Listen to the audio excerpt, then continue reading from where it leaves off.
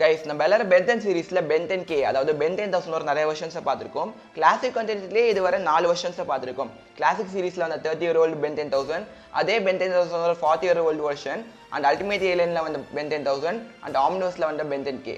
இதில் இருக்கிறதுலே முக்கியமான பென்டென் தௌசண்ட் யாருன்னு கேட்டால் அல்டிமேட் ஏலியனில் வந்து பென்டென் தௌசண்ட் தான் சொல்லுவேன். இந்த பென்டென் தௌசண்ட் ஒரு ஸ்பெஷாலிட்டி என்னன்னு பார்த்தீங்கன்னா, இவர் ஹியூமன் ஃபார்மில் இருந்துக்கிட்டு எல்லா ஏலியன்ஸ் ஒரு பவரையும் யூஸ் பண்ணுவார். அண்ட் இவர் எர்த்தோட பிரசிடென்ட்டாகவும் இருந்ததாக சொல்லியிருப்பாங்க. இது ஒரு சூப்பரான யூனிக்கான ஐடியா தான். பட் ஏன் இவரை மொக்கன்னு சொன்னேன்னா, பென்டெனோட கோர் கான்செப்டே ஏலியனாக மாறுறது தான்.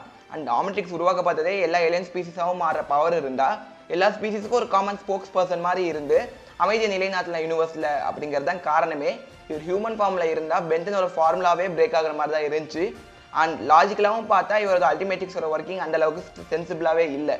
அண்ட் பென்டெனுக்கு ஒரு ஹிஸ்ட்ரி பவர்ஸ் பற்றிலாம் ஃபுல் வீடியோ என்ன மறக்காமல் லைக் பண்ணிவிட்டு உங்களோட கருத்தை கமெண்ட் பண்ணுங்கள்.